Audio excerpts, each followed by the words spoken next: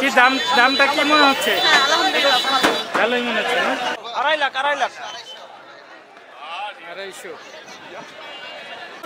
এই যে নাটোরের শাহিনশাহ, এর দাম 8 লাখ 9 লাখ টাকা পর্যন্ত বলেছিল কাস্টমার। তখন বিক্রেতা ভাবছে আরো হয়তো বেশি বিক্রি করতে পারবে, সেজন্য সে গরুটা ছাড়েনি।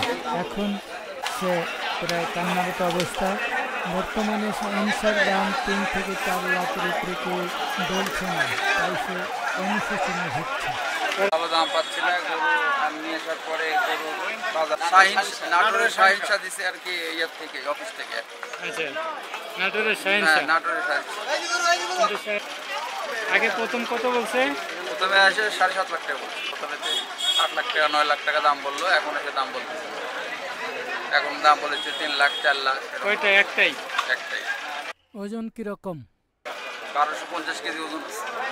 এটা আমি বুঝতে পারি না, সেটা হঠাৎ করে তো আমি বলতে, তো আমি আসলে ওজনের থেকে অনেক দাম বেশি হওয়ার কথা ছিল, কিন্তু হঠাৎ করে দাম কমে যাচ্ছে। এখন কত বলতে? গরু আসছে, এখন গরু ছিল না। এখন কত বলতেছে? এখন 4 লাখ টাকা বলে, 3 লাখ টাকা বলে, যখন যাওয়া বলতেছে। মানে আপনার টার্গেট কি? কত হলে ছাড়বেন? আমার মিনিমাম টার্গেট হতে হলে 6 6.5 হলে মোটামুটি হলে তো মাসার মতো হতো, তাছাড়া তো অনেক টাকা লস হবে না আর কি।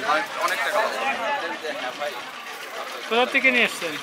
নাটোর থেকে। নাটোর কি পালা নাকি না? হ্যাঁ, ছোট বাছুর পালা। ছোট বাছুর আমার ছোটবেলা থেকেই পালছেন? 3 বছর পালছি। মোটামুটি তাও তো এখনকার খরচ হিসাব করতে গেলে যে টাকা খরচ করছে সে টাকা উঠাটাই কঠিন হয়ে গেছে, অবস্থা খুবই খারাপ। তারপরে ধরেন এখানে ফ্যান নাই, কোনো কমিটি কোনো কিছু দেয় নাই। ফ্যান চালে প্রতিদিন 500 টাকা করে গুনতে হবে প্রতিদিন। হ্যাঁ, প্রতিদিন। মানে অনেক টাকা ব্যয়বহুল খরচ এখানে, পরিবেশটাও ভালো না।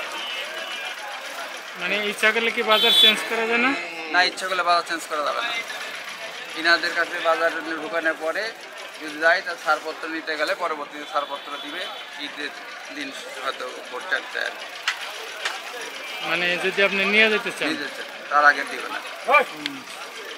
নিজেরা অন্য কোথাও নিয়ে যেতে পারছে না। এখন চিন্তা করতেছি যে যদি বিক্রি নাই হয় তাহলে আমাদের ঘুরে নিয়ে যাবেন।